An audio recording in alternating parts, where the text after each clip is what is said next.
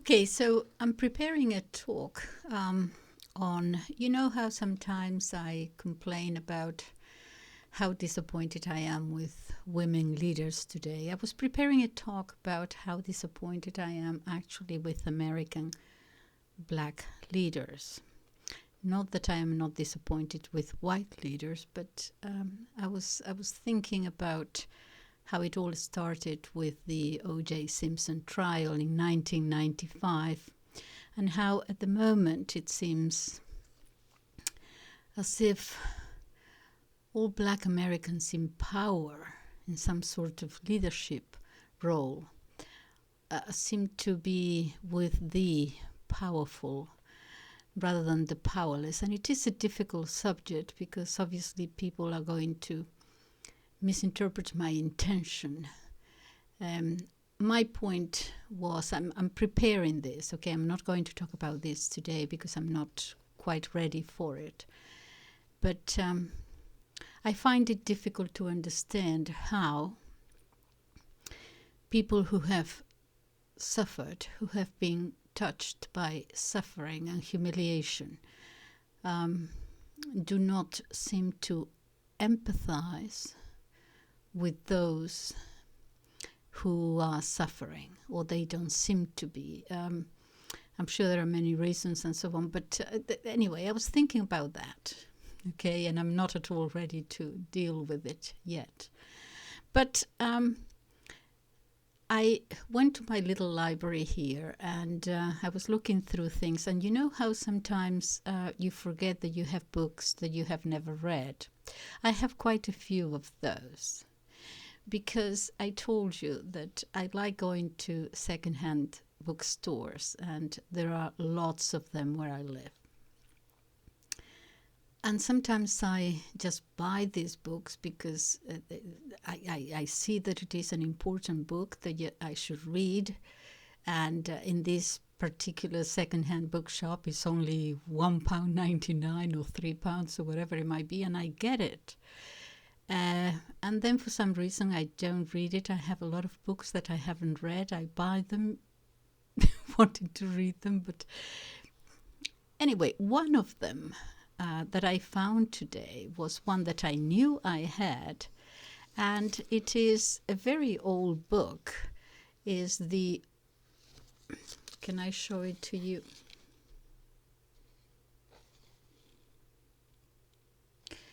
The Oxford Book of Greek Verse in Translation. And this is from the Oxford Clarendon Press, my goodness. And it was published in 1938. Okay, and I knew I had it, but I had it as a sort of a reference book. You know, perhaps sometimes I would go to it. I don't think I ever did, and I did today for the first time because I was thinking of something else, and I found quite a few epigrams, little sayings, proverbs, little poems that I thought, my goodness, I should actually share this with you, because they're quite interesting. Look at this, just for a taste of it, okay? Just for a taste of it, listen to this. This is from Menander. Menander was, let's see.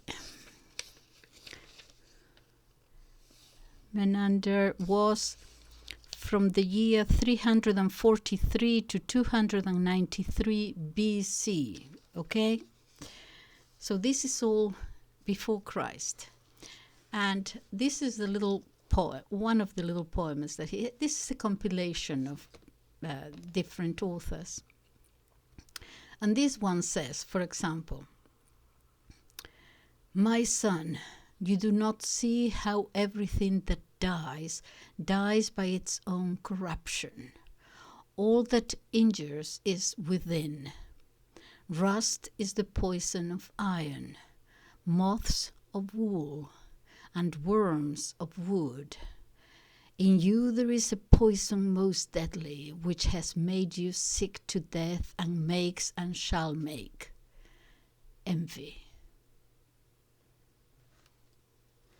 Yeah, so little things like that, and I thought I'll share some with you, because I think they're interesting when you think about it. This is the 2nd, 3rd, 4th century BC. It's really quite amazing.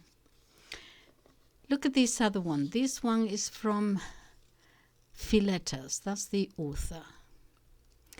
340 BC, okay, to 285 BC. The last request. Whip me not long, but truly. Speak me fair, and though we are parted, have a thought to spare. That's nice. Whip me not long, but truly. Speak me fair, and though we are parted, have a thought to spare. Isn't that nice? Let me see some more. I hope this is not a waste of your time. It probably is. Okay. Crabbed age and youth.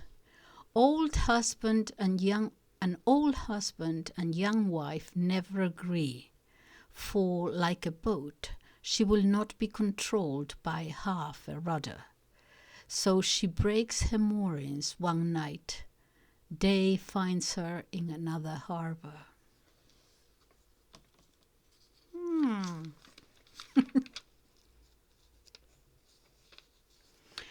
This is a little bit longer. This is from Theocritus. Okay, so late summer in the country.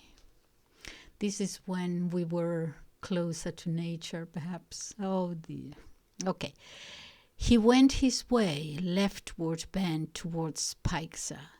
So I and Eucritus and the fair Amenticus turned aside into the house of Pharasidamus and lay down with delight in beds of sweet tamarisk and fresh cuttings from the vines strewn on the ground. Many poplars and elm trees were waving over our heads, and not far off the running of the sacred water from the cave of the nymphs warbled to us. In the shimmering branches the sunburnt grasshoppers were busy with their talk, and from afar the little owl cried softly out of the tangled thorns of the blackberry. The larks were singing, and the hedge birds and the turtle dove moaned. The bees flew round and round the fountains, murmuring softly. The scent of late summer and of the fall of the year was everywhere.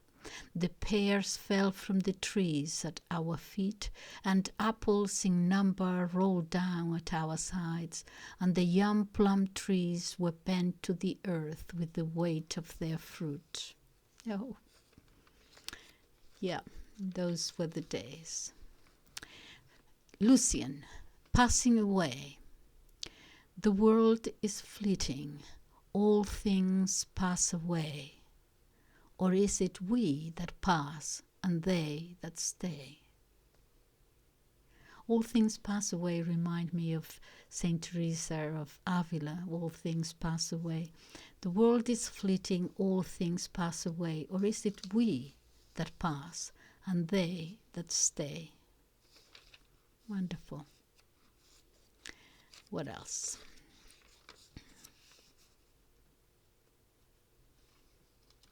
Freedom.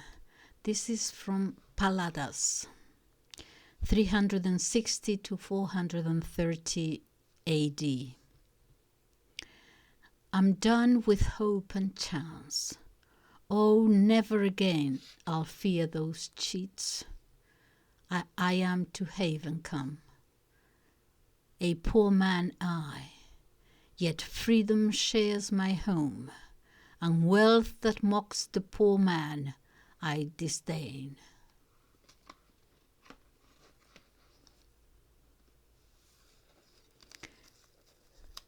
Now listen to this, a question of gender. The Lord's daughter eloped with a suitor, and the baby was masculine, feminine, or neuter.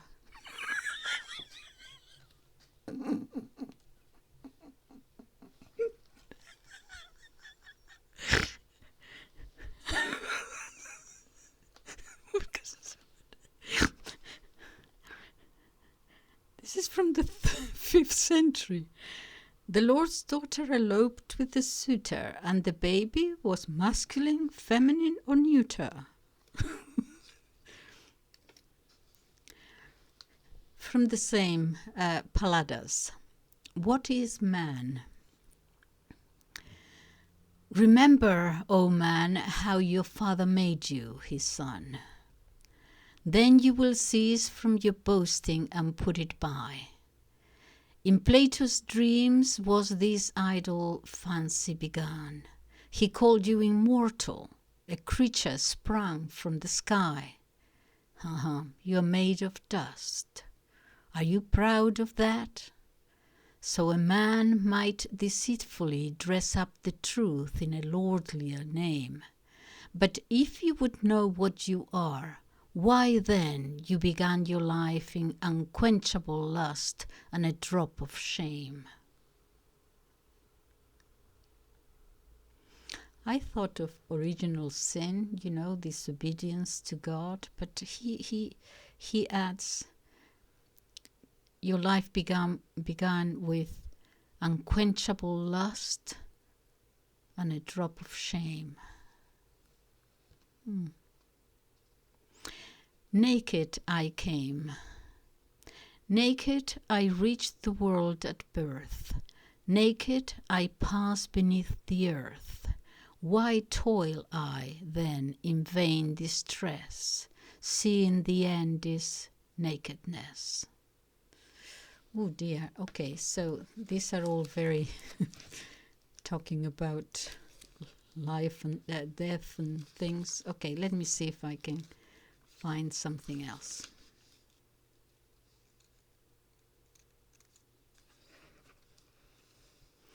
The ages of man. Sweat in youth, thought in middle years, prayer in age. This is Hesiod. My goodness. Hesiod is, where is he from? 4000 BC, even more. Let me just check it here. Don't know where he is. Never mind, his can't find it at the moment. Okay. All right, let me see something else.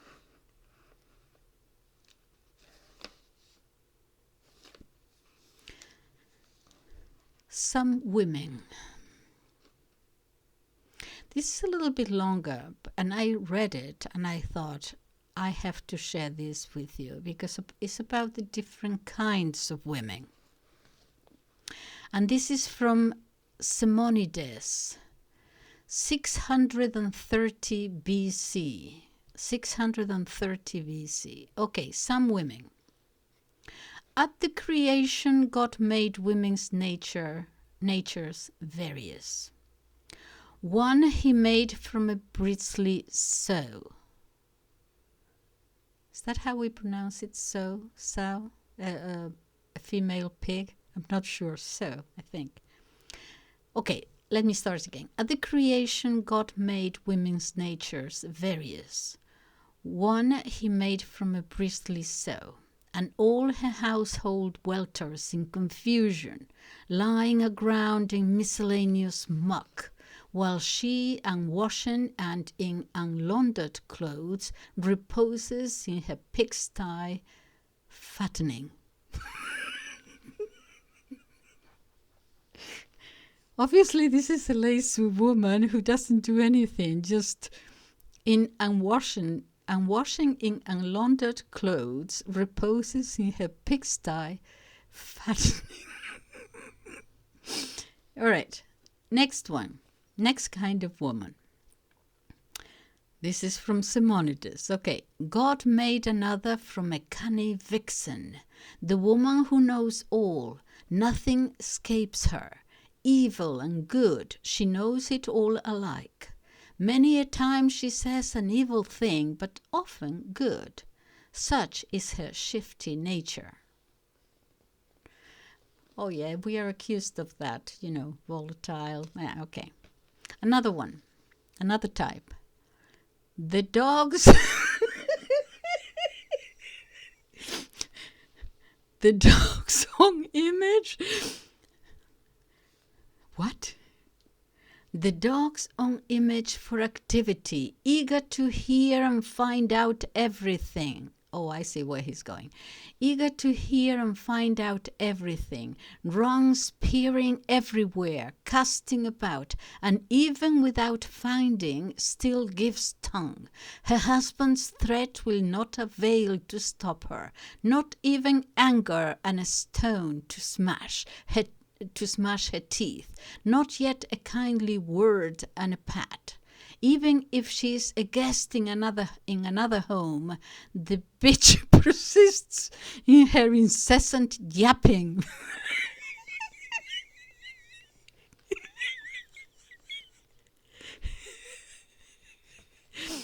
Meddling in everyone's affairs.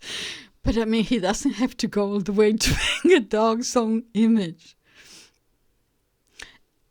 A dog's own image for activity, eager to hear and find out everything, runs peering everywhere, casting about, and even without finding, still gives tongue.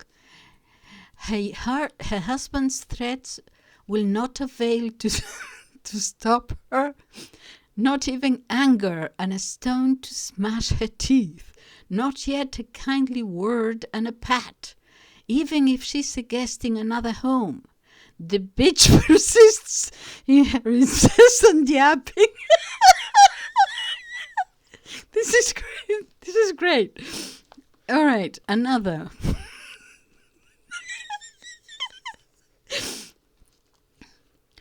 The heavenly ones molded a woman of earth and gave her to a husband, incomplete. She lacks the knowledge of both good and evil. The only work she understands is eating. What? The only work she understands is eating. Not even when she's chilled by wintry weather does she bestir herself to move to the fire. Oh, the lazy one.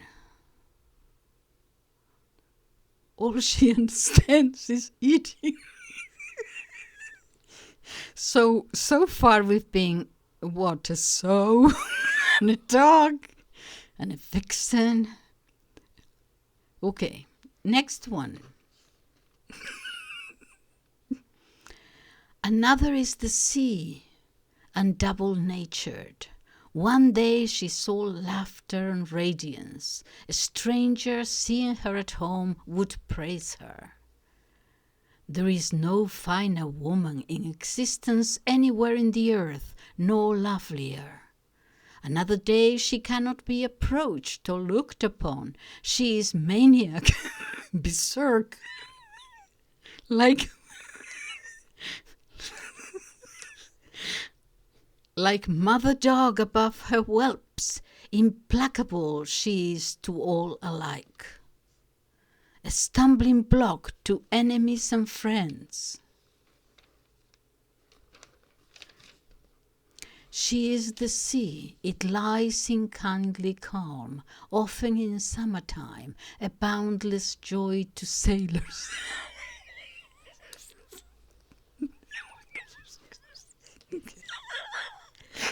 Can you imagine saying that to a woman? Oh, you are a boundless joy to sailors.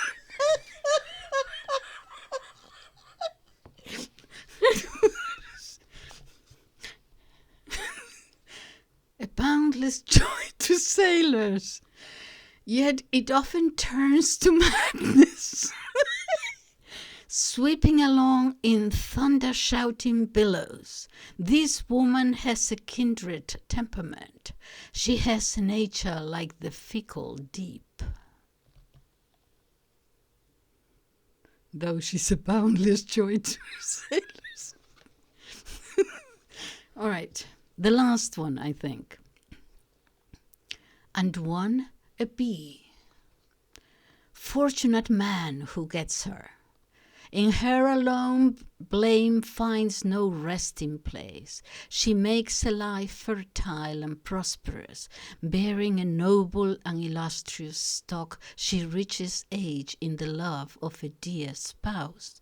She grows in good repute among all women, and is invested with a heavenly grace. Her pleasure is not sitting among women when they tell tales of love and venery. Such a woman is a bounty given to man by God. She is the best and wisest wife. Well, thank God for that. The PCB. Oh dear. Okay, let me move on.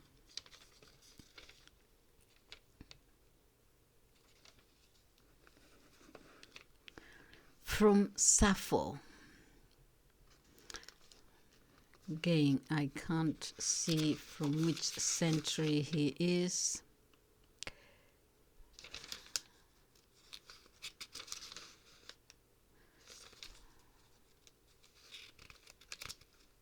Never mind, okay. Wedding songs. The bride. Maidenhood, O maidenhood, where art thou flown away from me?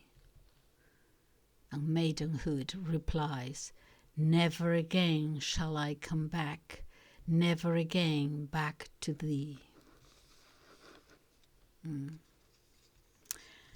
Yep.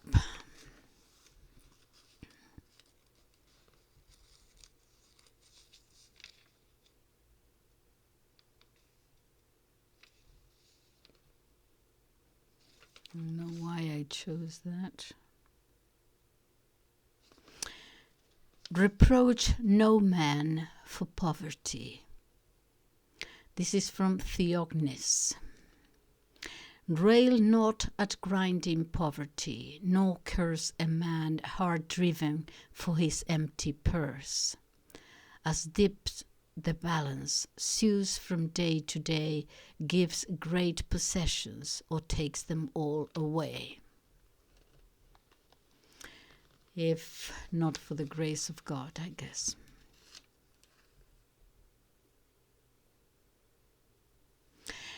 Eugenics, my goodness, Theognis. This is interesting. Ram, ass and horse, my dear friend Kyrnos, we look over with care and seek good stock for good to cover.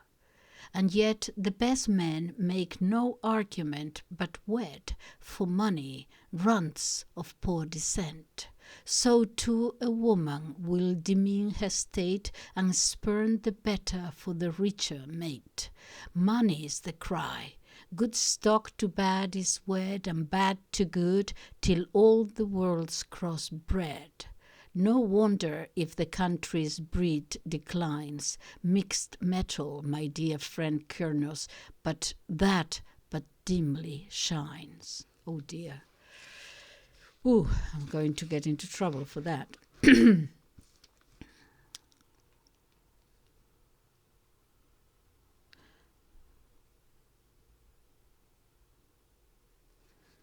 Okay, an oath.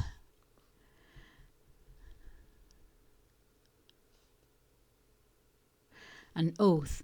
Let the brass dome of heaven, wide and great, fall on me and man's terror consummate. If I be not a true friend to my friends, and a true grief and pain to those I hate.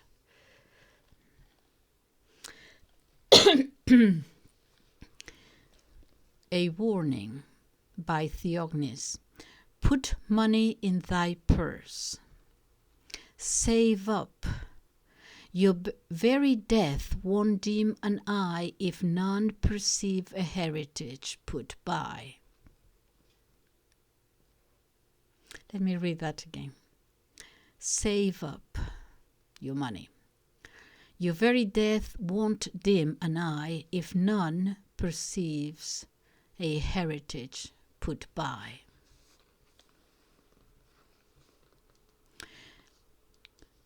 Weep for youth's passing. What fools men are to weep the dead and gone. What fools men are to weep the dead and gone. Unwept youth drops its petals one by one.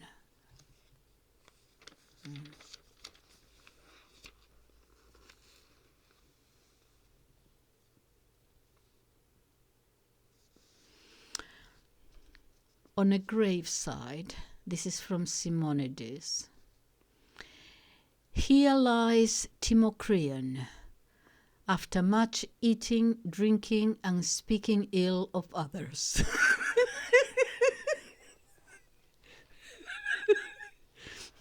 On a gravestone. Here lies Timocreon, after much eating, drinking, and speaking ill of others. Okay, let's see.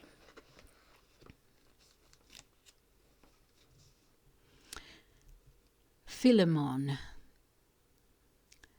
No, this is from Menander, 343 BC. My own, my native land. Dear land, I greet you after many years and take you to me. Not to every plot I give such greeting, but to fields of home. The ground that nurse me is to me divine.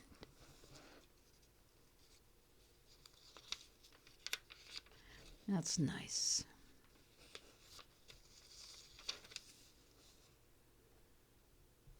Okay, I think that's all I have. I hope you have enjoyed it. Thank you for listening. Bye-bye.